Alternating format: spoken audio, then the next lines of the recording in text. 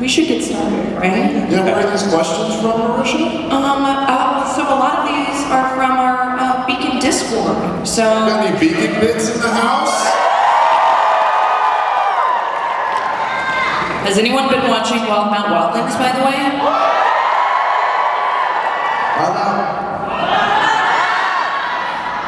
If you're not a Beacon member, it is officially the best way to support Critical Role. You get content early, you get bonus content, you get to chat with amazing critters. Yeah, so check it out. First and foremost, also I think Sam posts his feet on Beacon. It's just like Sam. What? Wiki feed is found on Beacon. Yeah, I'm slowly working up the body. Yeah.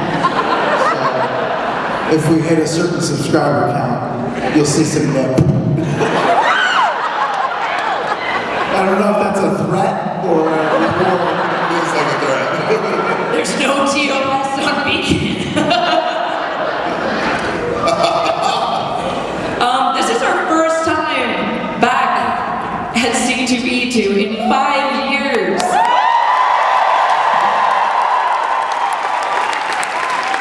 The last time we were here was March of 2020, and nothing significant happened after that.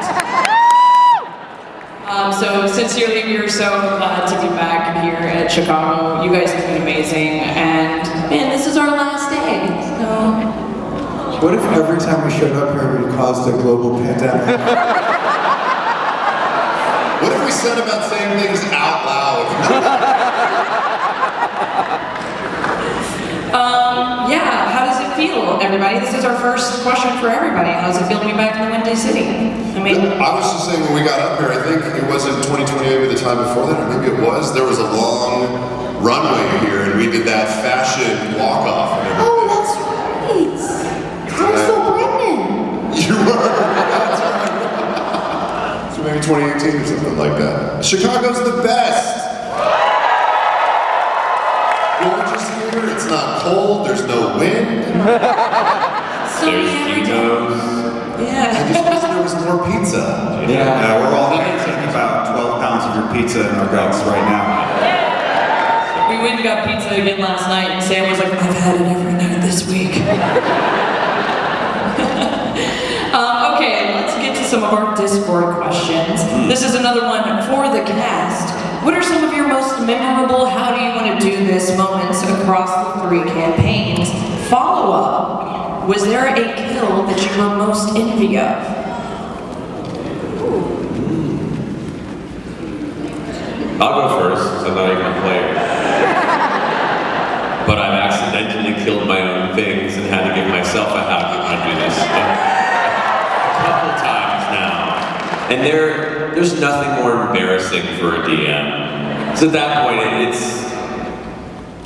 I'm not going to make the analogy. It feels too self-appreciative for the moment.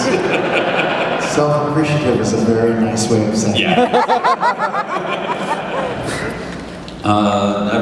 Stonefell, actually, just because that kicked off a whole tangent in Percy's reality. So, because I did not know what was going to happen, and yeah, that was a lot heavier than I was expecting.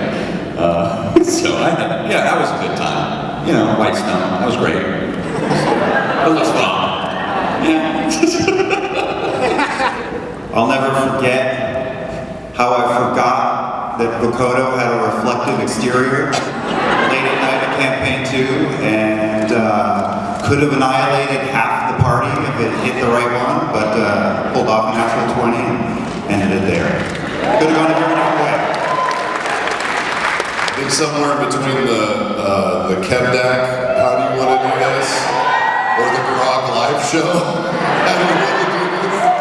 Those are pretty special, and I don't think I will ever forget those.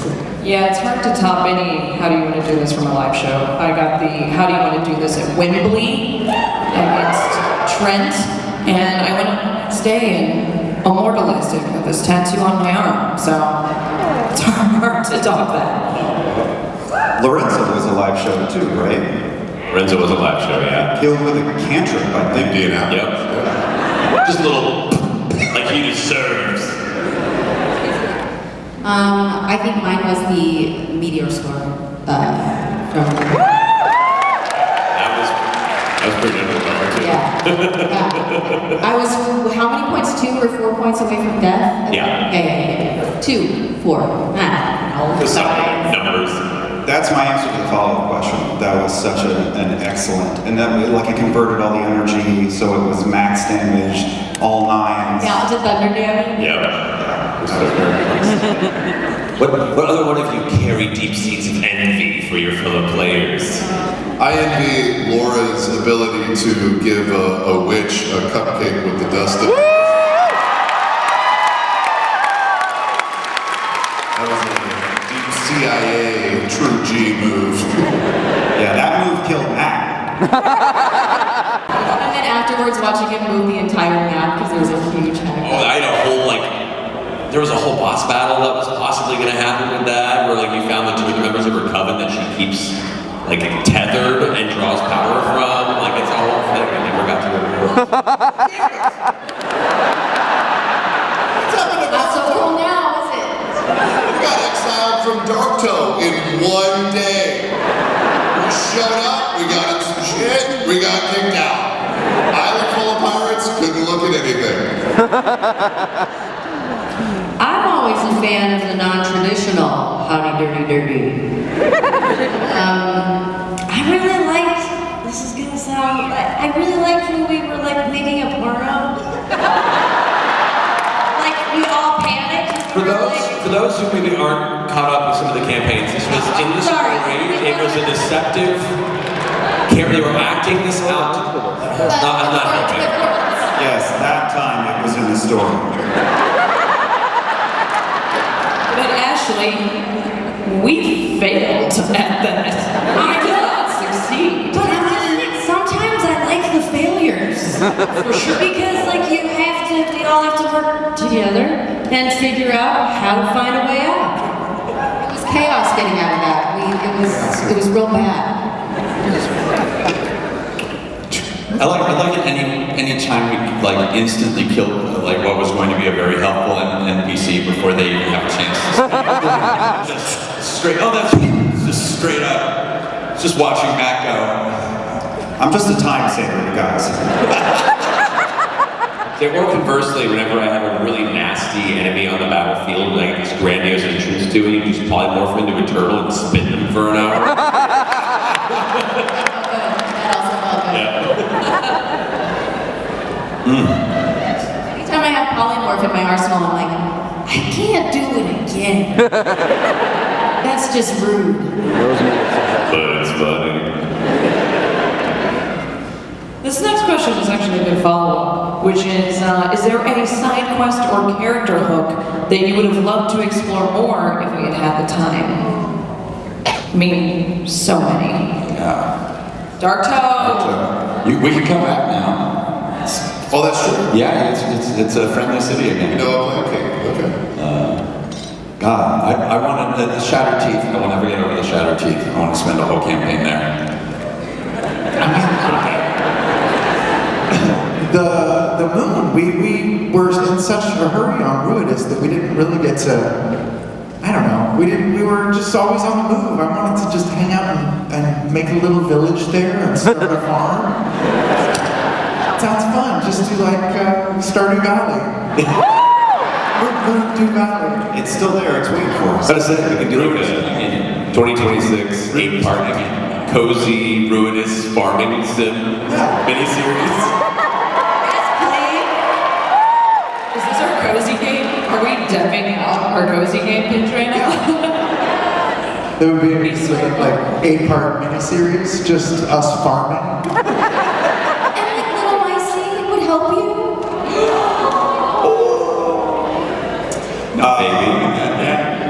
I think the way that Caleb destroyed the T-Dog at the end of the story, it was exactly right, and I'm very happy with that conclusion, but I will always wonder about the time-traveling Ocean's 11 trip that we would all take.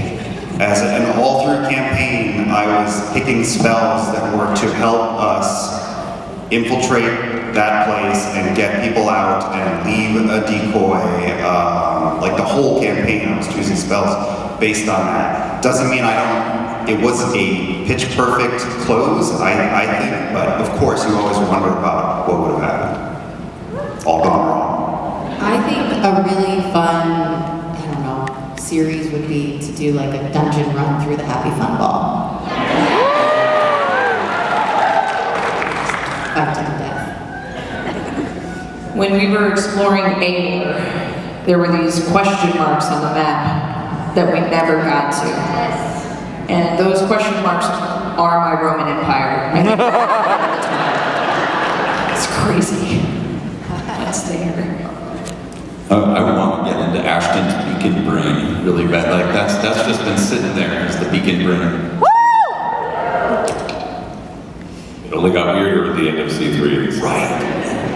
Aor has always been in my mind too. That was one of my favorite parts of the campaign. Especially in Downfall. Yes. Downfall made me want to go Made me back. want to go back in. Oh. I also still, and I feel like I've said this before, I want to know what was in that box. The remains that we had to take to that tree. Yep. This is those days That tree. I know exactly what you're talking about. Yeah, where the guy was like, these are the remains of my loved one. And I was like, no, it's not. The Birthheart Vassal line? Yes. How guilty are you going to be when you open that up and that's all it is? I wouldn't feel guilty at all. I'd feel better. Plague me. Babe, do you want me to tell you that? Yes. Good to know. Perfect. Too much power. It's nothing but pox. Then at least I would know. Not a single slammer, just the other one. Can't even play them. Friends, family, we've made Lovers. some weird characters. Lovers. We've made some weird characters, especially as time goes on. Do we feel drawn to weirder and weirder character concepts, or do we find ourselves coming back to the classic archetypes? I feel like it's starting to come full circle. It's not even seen my full weird yet. It's going to get so much worse. I think you're right, Marisha. I think it's like a clover.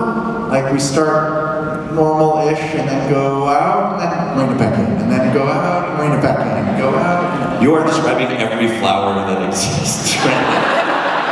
No, it's just a clover. Just There's only 3. That was a super cool analogy, Sam. Thanks, Ashley. She loves me. He told me earlier, he's like, hey, are you going to the island of Dr. Moreau after this? Because of my linen suit. I thought it was funny. They don't know what that is, though. Too young? Fix that. Busy watching our show. Do they have time for movies? Do we need to? We make a lot of content. I think we've run the gamut of making like hot, sexy, super cool to look at, powerful characters, and then also made crazy, wacky, upside down, doesn't make any sense, 400-year-old gnome werewolves. We've sort of stretched both ways, and only time will tell what comes next. I do feel like after Bell's Hells, we were all like, guys, we gotta rein it in. This is getting weird. I just feel like it's opposite whatever the last one was that you played.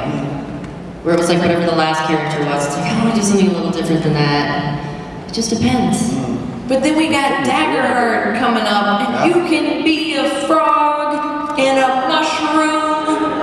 It's designed to get weird. Bumble King. Umbra's gonna be fun. Oh yeah. Fun. Yeah, everyone's made their characters for that and all that situation. Oh, exciting.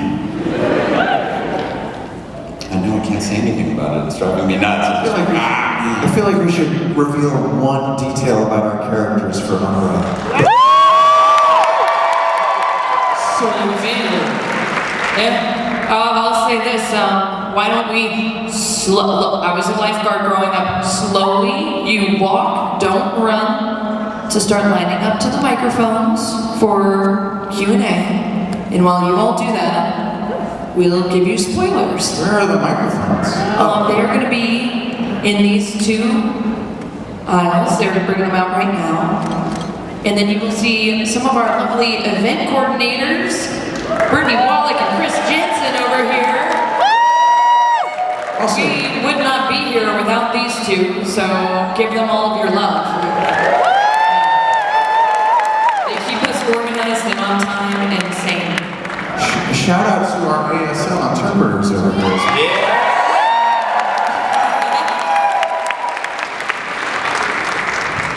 Well, Sam, this was your suggestion, so why don't you go first? I'll just say that Mike has one body part that is asymmetrical.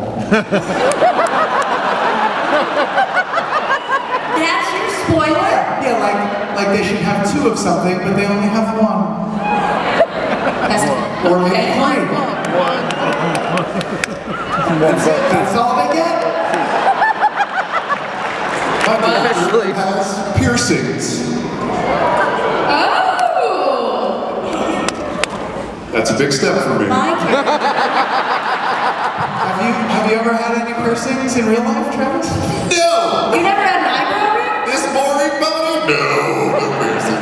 None that we can see.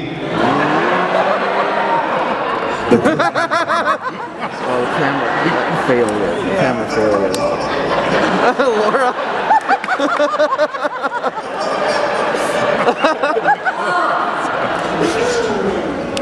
So much maintenance. I can say this will be the first character since Honey Heist that I've created who wears a hat.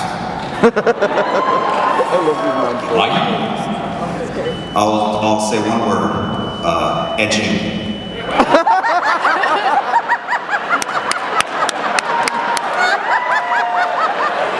Is your guy, I want you to act your guy just like, always like, just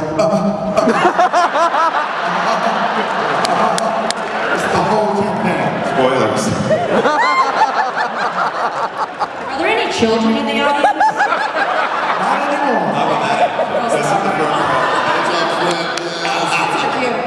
This kid's so excited, you can tell he's like, I'm being bad.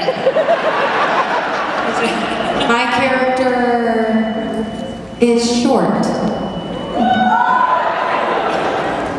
Cool. My character is tall. Well, that was great. Look at us.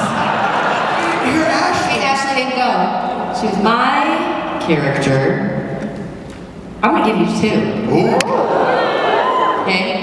Shockingly, my character is also tall. And also wearing a veil. I feel like my spoiler was kind of. I've seen your art. It's so dope. It's really cool. Yeah. The art of this is for those who don't know Age of Umbra, kind of what the theme is, it's the campaign frame that I created for Backward Heart, which are more or less like small settings that you can play your game in. And this one is heavily inspired by the Soulsborne series of games, inspired by Berserk, inspired by King of Death Monster. It's meant to be a very dark, grim, survivalist fantasy. So take all that information and plug that in. It's gonna get weird. We're gonna open up a bakery. all right. Let's get to some audience Q&A. Which one should we start with? Yeah, you're standing up. Let's do it. Hello. What's your name? Hi, my name is Caleb, and I came out as trans at this panel 5 years ago. And it is an honor to be back. And in that 5 years, I have met a very large community of critters who have also either come out as trans or some shade of queer because of this show.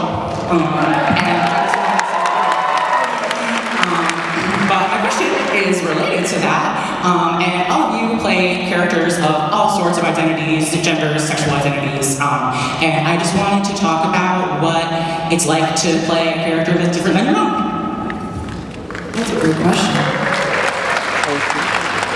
A character that's different from us as people. Is that what the end of the question? Yeah, yes. Different than our own identities. First of all, great to see you again.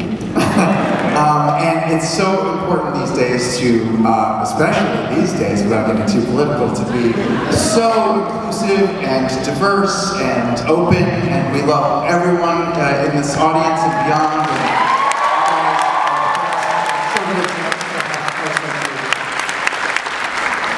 I really love playing role-playing games in general just because it really gives you a chance to explore someone who is not like you and live in their skin and walk in their shoes. And it really, I feel like it makes you a better person, a better human being to try out other ways of life like that in an imagination place. And it's been so rewarding, and it's really opened my eyes to a whole bunch of folks that I would never have had the opportunity to experience their way of life. So I hope to keep doing it, and it's the best. That's one of the most beautiful things that RPGs teach us outside of teamwork and all that stuff that we normally hear. It's empathy. I'll also say, growing up playing tabletop games like this, I definitely know a lot of people I went to school with who used it as a, beyond even empathy, as kind of a very quiet litmus test for their friends to be like, how bad would this be if I started to have some personal questions out loud? And it was a really good way of figuring out quietly who you can trust and who you can't without giving the game away, so to speak. So. Yeah, it's a great way to explore different facets of yourself in a very safe way and kind of do those trial runs and try it on a little bit. And I'd say too, when we set off with these new characters, I'm really just kind of following the characters' hearts. It's not necessarily always going in with a strong intent to be one way or the other. You kind of feel it out and just feel the vibe, which I feel like is, how it works in real life. The rules and the walls and the limitations are a construct, and what I love about our time together at the table is it takes all that away. We all contain multitudes, and there really is no reason to, draw those hard lines. Why? The simplest thing is just to, we're all human. We all love each other. We all have. Except for the cats. The cats in the audience are different. Thank you so much, Caleb. Good to see you again. Let's jump over here to this side. Hi, I was good, but kind of hard. It's not a question so much as it's a statement for the whole cast. This nonsense started back a little bit before 2020. And I was in a really bad depressive spiral, and I wanted to say thank you for waking me up and reminding me that there is a place where I can be a 3-foot halfling that is a paladin, or my 8-foot tall, fur-bold sheep monk who kicks ass and curse nonsense.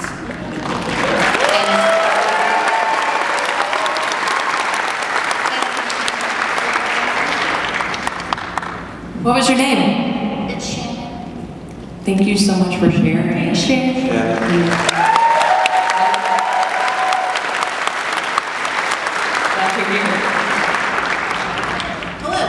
Hello. Okay, I'm Ellen. So there's a lot of actual plays shows out in the world now, and some of you have been on those. You've had a bunch of guest stars from those shows come into Critical Role. What is the chance that we might get a Into the Spider-Verse style crossover of it at some point? That's interesting. This is a question and a suggestion. If you get your fantasy high into our bells hells kind of thing? Kind of felt like a question and a suggestion at that point. It's a very fun idea. Does anyone have Brennan Lee Mulligan's phone number? Maybe we should call on.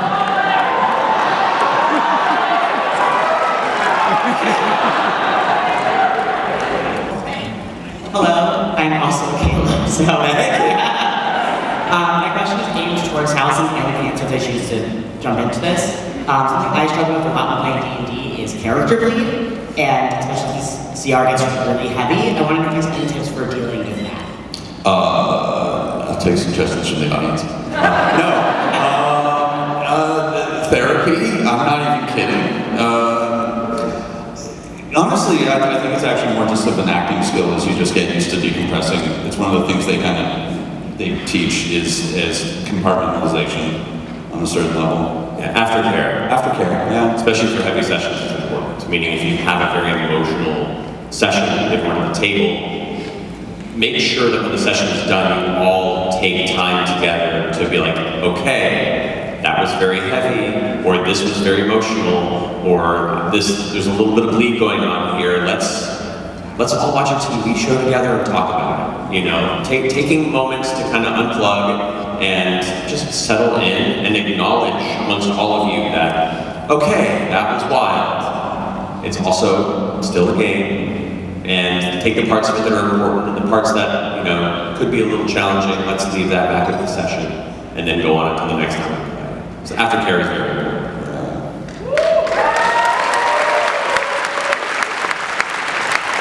Hello. Hi, my name is Grace, and I'm a D&D player with ADHD, and I'm not the only one. And my DM regularly makes sessions that are 4 to 5 hours long, and it's really tough to lock in for that long. I was wondering, as professionals, if you had any strategies or anything that you guys use to lock in for that long. Travis, how long we got? You guys, I'm flying the Starship Enterprise in my chair every session. I have no less than 15 little, fidget devices. Laura can't sit anywhere near me because my legs are just pumping. I could fuel the lights in our studio no problem over 6 hours. His legs never stop moving. Gum, I snack all the time.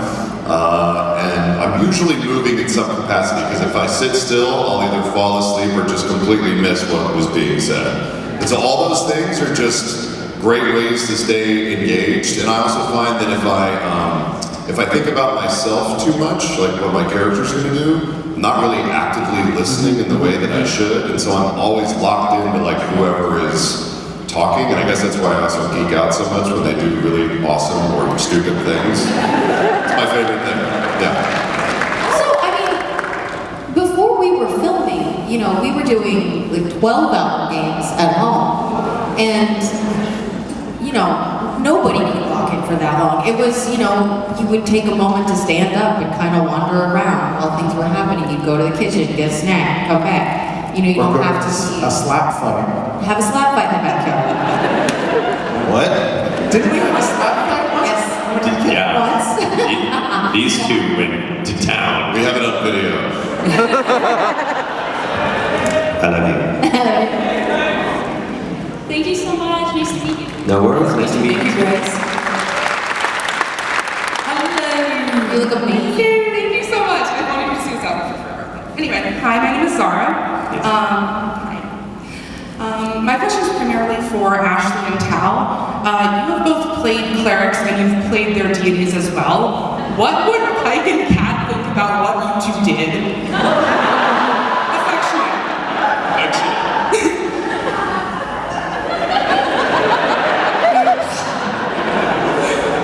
Ooh.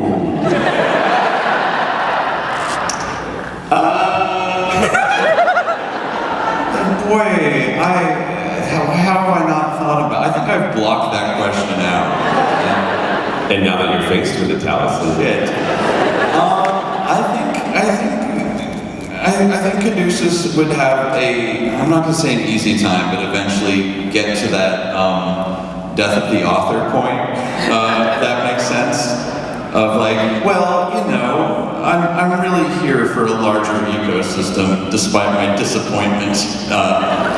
So I guess it's not about her. Oh, it would be a while to take care of that. And thankfully, like, Caduceus has a few other gods in that ecosystem that he feels connected to. You know, there's a few that are cross over that story, but oh yeah, that would take a little while. It would not be great. I feel like Pike would be pissed. But it was funny, I was kind of wrestling with this at the live show. When we had the moment with Vox Machina, we were all like sitting around talking, and I'm like, wait a minute. The Everlight, what am I supposed to do? It was just, yeah, I feel like there's a lot of reconciling and reckoning that's going to be happening. I love Downfall so much. Oh yeah, yeah. Ooh. Yeah, if anyone hasn't checked them out, there's kind of like a 3-chapter kind of mini runs that the aforementioned Beverly Mulligan ran. First starting with Calamity, and then in the middle of campaign 3 was Downfall, and then the most recent one was Divergence. Kind of jump in time. They're very fun. They will make you cry. Highly recommended. And standalone, you can just watch them. You don't need to know where we are. You can just go for them. Yeah. Thank you. Thank you. So as the local Cassandra stan, I have to ask, if she wasn't saved by Vox Machina and Percy, obviously they were planning on sacrificing her whole thing. If she didn't die, who would you have turned into? Me? Oh, I don't know. I think I probably would have hit Old Man Percy way faster, just monstrously paranoid. And yeah, Old Man Batman, like, you know, Dark Knight Returns Batman would have happened way faster. I can see Cassandra likely coming, you know, Delilah being under the purview of the Whispered One, the control of undeath and the space beyond Cassandra with a very powerful undead minion likely under the Briarwood's purview. And an ever dark symbol of the Derolos' final fall from their perspective. So that would have been very bad. That's exactly what I wanted. Good, we eat well tonight. The evil wizards. Hello, what's your name? My name is Benj. I'm super excited for Bakerheart. I have a 10-year-old who's kind of starting to get that bug of role-playing games, and I desperately want to play like a nice long campaign with him and see how that goes. My question is for Liam. You, with Caleb and with Orm, you did so much, like every action, every spell, everything you did was so well thought out and so grand in what it was. Like, how much preparation did you take? Like, were you workshopping this with the kids in the living room? Like, okay, you stand here, I'm gonna have the sword, you know, how much preparation went into a lot of those moves? You mean like the narration? Yeah. Well, you could do like, you know, bait and switch or, you know, all of your battle master stuff. I mean, for the wizard, for the Dirt Wizard, some of that was pull up my butt, like in the 2 minutes leading up to it happening. But some things like the tower, I thought, I mean, not even just the design of it, but the things I did to summon the tower, I put a little bit of thought into. With Orm, I remember at the beginning, before campaign 3, I just started watching sword fighting movies for inspiration. I watched Gladiator and Troy and Crouching Tiger, Hidden Dragon, and played a little Soul Calibur. But you know, Matt really encouraged us in the lead up to campaign 2 to like get into it. He encouraged us to have more flair, and I don't even know if it really would have occurred to me on my own, but I felt like I was already starting to DM for my kids, and that little nudge just is like, oh, right, we're co-telling a story, so why not? You know, as long as you're not hogging all the time at the table, I try to keep things compact in my moves too. Like I think of the things that I want to do and the visuals that I'm imagining, and then I deliver it, and then I want to sit back and watch my friends do their magic. But it really is just giving yourself the permission to take up that space at the table. Thank you guys so much for being here. Thank you. Oh my goodness. Hi, I'm Sky. So we've lost a lot of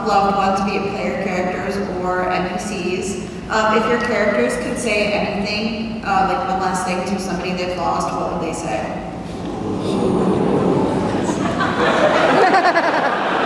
You owe me money.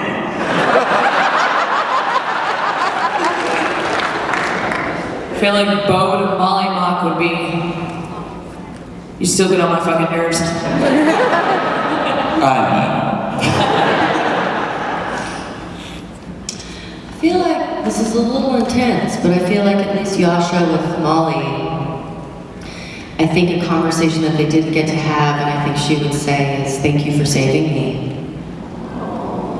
Sorry. I'm gonna turn this around on you because that's a mean question. It is a thing I keep in my head, and it is so gross, and I'm so sorry to say it out loud. I'm putting it in all of yours because that was cruel, and that face is freaking me out. Every conversation, there will inevitably be a last conversation with someone, and you will most likely not know what it is. So I just try and keep that in the back of my mind, that at some point you're going to be, really? That's the last thing I fucking said? Oh my God, I'm so dumb. So yeah, I try and just take that moment at the end of every conversation, and I'm bad at it, as we all are, but like, okay, hopefully that won't be it. So it'll be, where's my shoes? Yeah, so, well, no. So yeah, that's always the thing, is you have to take the last one. Thanks, Taliesin. You're welcome. Bring it down. We're all dying. Have a great day, everybody. So sorry. Good question. Hi, my name is Hannah, and apologies to everyone who goes after me because I'm putting the mic down really low. So nervous to be up here, but my question's for Liam because I'm a hopeless romantic, and this question has kept me up at night, so now it'll keep you up at night. Would shadow gas happen if Caleb went back in time? They're so circumstantial with all the healing that needed to happen for them to get together. Do you think they're destined, or is that just the right person, right time? I doubt it would have happened, because to go back in time, Caleb would have had to have not let like love and patience and redemption into his heart. He would have been on track to murdering Trent and taking his place, and I don't know that specifically, but he would have been, still broken inside, and he wouldn't have allowed redemption for someone else, let alone himself, right? So no shadow gas for you. Good question. Your purple hair is awesome. Hello. Hello, my name is DC. I play a lot of and GM a lot of online games set in Alexandria. So my players are running all around Capoeira Wildmount. And so this question is directed towards Matt. It's submitted by one of my players. When the Mighty Nine first arrived in Zadash, Matt, you described a light rail train system. Now, we're in Chicago, Metro, light rail is very big here. Do you have more information on what that looks like? If it's been retconned out, what do you imagine Alexandria's train system would look like in the future? Monorail. Hey, there's a light rail. Yeah, there's a light rail? Yeah, it's not massively utilized by the populace. It's more for the hoity-toity folk of the city. Is it Dash Chicago? It could be, if you want to make it. Yeah, I mean, we touched on, the closest thing, the recent campaign Drew saw had the game of car. There are more advanced, Arcana-based transit in some places, but because they're usually difficult to build, difficult to maintain to a degree, and capitalism, people end up taking over those methods of control and don't allow everyone to get used to it. It wasn't really an often viable thing for the Mighty Nine to make use of while you were present. But as far as going into more detail, that's an invitation to you, yes, or all members of Dash, to make it your own light rail version of the Zadash system there. And maybe take the reins from those who don't allow it to be utilized by the masses. Thank you so much. I went real hard. It's all assembly run right now, but for now. Hello. My name is Tiffany. I actually have kind of a silly question for everyone. Which which of your characters, EXU included, would not make it out of an escape room? Does breaking everything count? Dariax is still there. He's built a little campfire. He's eating the rodents that come through the door to stay alive. And he's like, I don't know where everyone went. Like, they solved the room. They all left. And Grog is across the room from him and having a ball. Well, Vax can pick any lock. Caleb can warp out. Orem sees literally everything. So I think it would be Buddy. He would just be stuck in a door jam. So no one's getting out. I feel like Fern would have trouble. I don't feel like she'd understand the assignment. Wait, I don't understand what relaxing here. And then why we have to get out? Fern's just ripping props off the wall. Like, I'll take this. I'll take this. Like screwing up every puzzle because she's taking key pieces out of the Oh, I didn't know that was supposed to stay there. I think Taryn Darrington would ask for a clue every 5 seconds. And then when he gets out in 10 minutes, he'd be like, I did it! I won! This would be the worst escape room group ever. I think Jester, if she didn't have magic, would, like her pains, she'd be screwed. Yeah. Same vibe as Fern, just playing with everything instead. Looney Tunes doors. I'm going to throw it all the way back to the Darrington Brigade with Hazel Copperbot. Because I think Hazel Copperbot would just be trying to narrate the whole thing over top of everybody. She's not being helpful. Jester yells at me across the room. She seems very flustered. We're trying to get out of this escape room. Time for some ambiance. Cue the music. Yeah, I think Owlbear Man would also, like, he would just be hiding towards the very end and then take credit in the very, like, tuxedo mask, but you didn't do anything. Open the door. Thank you very much. Thank you. Matt? Yeah. Good strong name. Sorry. Yeah. You're a legion. Game designer, hopefully making tabletops eventually. Got my degree last year listening to the podcast version. Very good while you're writing papers. That's awesome. Yeah. Congrats, by the way. Thanks. It was. My question is for Sam and by extension the rest of you guys. Because you know I won't answer it properly? From absinthe cocktails to writing a song to probably a fear of an electric bug zapper now, has there ever been an ad that you bring to production and they're like, this might be a little too far? Sure, yeah. Every week. There are many that have been vetoed, or just, that are just very impractical. You had the one when I was in the thick of Creator Clash, where it was me just beating the shit out of you in the ring while you just read the ads in the camera. I had an idea where squibs, like gunshots would go off and I'd get shot and everyone's like, that's too morbid and horrible. Yeah.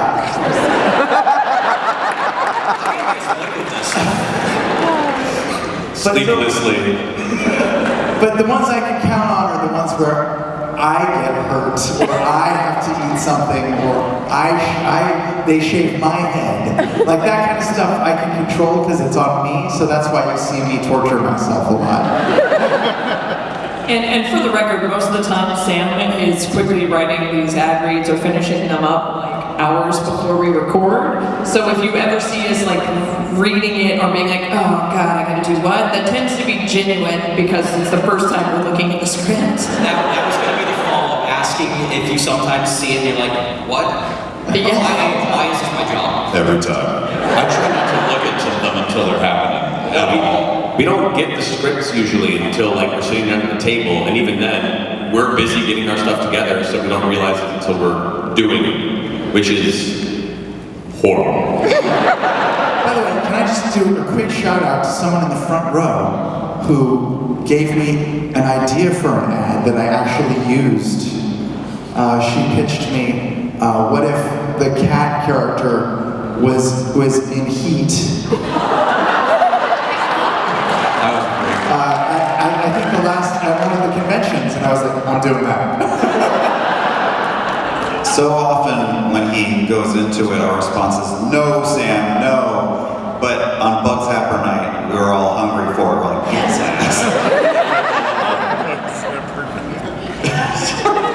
Thank you so much. That's exactly what I want. You guys have you too, buddy.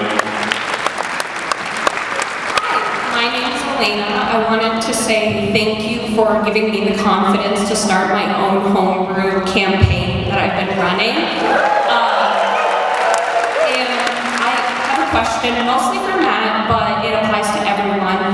How do you work with your players as a GM to build their characters and make them fit together in the story and like together and have those relationships?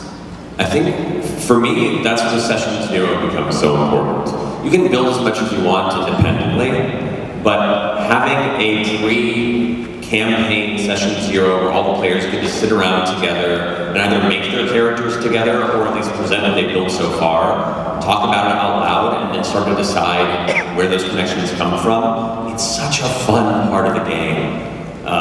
It's a big part of what we built Lighter around. It's, you know, putting it into the mechanical character building element of it if you want to use it. But like the concept of everyone bringing their ideas to the table, and someone saying, I'm thinking this kind of a character, and somebody else going, oh man, what if we like used to date, like we haven't talked in 5 years and it ended poorly. And you're like, oh, that's already spicy and you haven't even started playing. And now you built this whole dynamic between two characters, and everyone else in the group's like, oh, this is a little awkward. That's fun. But that all just comes from you all having a pre-session conversation about that. And you could all decide to be strangers and discover it all in the moment, which is fun. Or you can decide on having these pre-existing relationships, either to each other or to the world as well. Someone else at the table might hear, you know, Marisha's idea, and you know, Travis might go like, oh, you know, it'd be cool if you actually were born in this area, and you know, you had this event that happened in the past affected your family, and you could carry the scars of this historical, you know, calamity sort of vibe. So we can also bounce off each other and give each other ideas and kind of figure out what works best for what we're excited to play. So definitely give yourself a moment as a group to have those conversations before you roll the first dice for that first session. Thank you so much. Yeah, I think this time is not on to you realize the importance of like coming in with somebody, like having a relationship with somebody already at the table. I think that helps a lot, especially if you have any like newbie players that are joining your table who are unsure, kind of anchoring their character to someone else who might be a little bit more experienced. I think kind of helps like give them some confidence, gives them something to riff off of and banter off of, and kind of having like an anchor in a way. Hello. Hey guys. Hi. My question is for Matt. I am a lore keeper for my current campaign. Oh, cool. So in Calamity at the end, we saw Acacia send the wall of information to Sarah's kids. My question is that the beginning of the Cobalt Soul? You should watch Divergence. The answer to your question is in Divergence. A short snippet, but nevertheless an exciting one to convey. Yeah, there is an intentionality of where Patient's orb goes in the world, and part of what impact it might have had is definitely revealed towards the end of Divergence. So keep your eyes and ears out in the open as you watch it. Thank you guys. Hell yeah, no worries. My name is Parker. I was Caduceus yesterday. Oh yeah. My question, feel free to make your case to anybody, but it's mostly for Matt. If you were a driving instructor in Exandria, which player character out of any campaign is most likely to pass the driver's test, and which player character is most likely to fail the driver's test?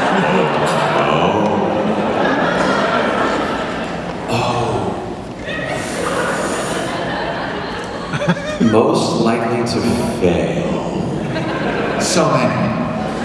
So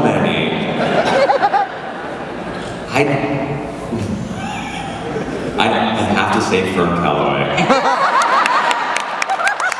She is the least focused, most impulsive, most easily distracted, and just really, why did you sign up for the test? Like, everyone else has come up with a reason for it. I'd be like, why are you here? So, my mom,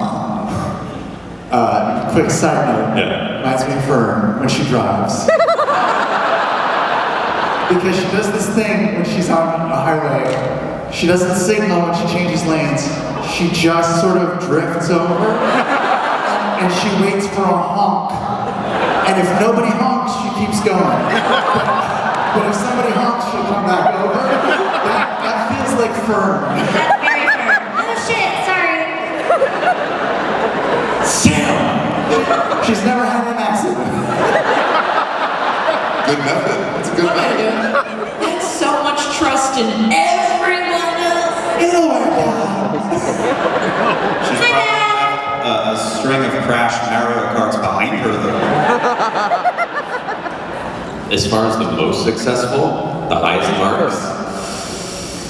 Oh man. I don't know if it's the answer, but I really like imagining Percival with like driving gloves, an ascot scarf, and like a jaguar. But Percival also has that underlying, like, vengeful rage where I feel like if somebody really cut him off, like he'd be the person that follows them home. There's a that, let me tell you. He has a list of people who have cut him off. I had a tap and run not that long ago, and I chased that for like probably 2 miles, and you were not getting away. Yeah. Here's what I'd say. I'd probably put it neck and neck with Orm and Vexala. Yeah. Like Vax and Bo would be pretty close, but like balancing dexterity and perception. I feel like Bo, no, because she would be so pissed. I should probably follow in the same She category. would be such a. I think Caleb would do great. Well, I think Caleb would be very aware of things, but I think like once the horn started going and people started driving poorly, he'd be like, no, I'm going to stop here and wait for traffic to go away. Caleb is absolutely a slow turner. Okay, the light will be turning green in 17, 16. Bo would be a road rage driver. Why do they hand out driver's license to people? They all suck. I think Knot would have to blow into one of those breathalyzer things. Ashton already has his license. They'd be great. They're fine. I don't know what's wrong with you. That's awesome. Great question. Thank you so much. I think we have time for one more lightning round question very quickly. Hi guys, my name is Sarah, and I have a little scenario for you guys. Imagine that the Vox Machina gang finds themselves in Chicago, and they decide to have a night on the town. However, throughout the course of the night, each one of them ends up arrested. So my question is, what did your character do? What shenanigans did they get up to that would get them in jail? Percy attempted to steal a light rail car.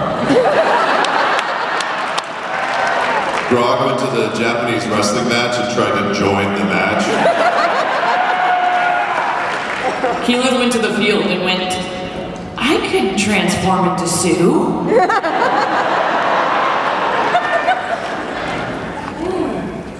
I think Scanlan's just public urination. I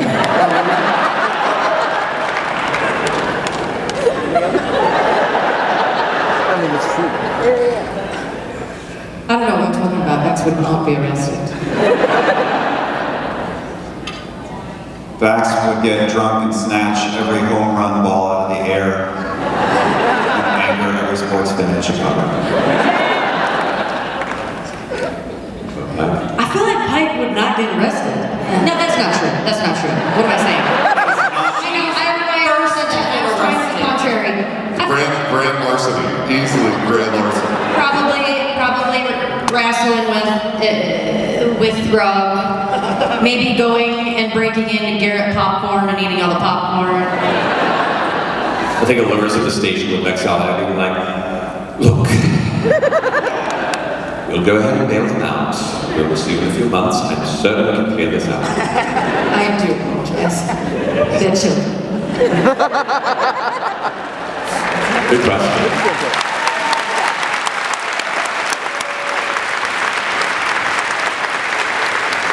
And with 10 seconds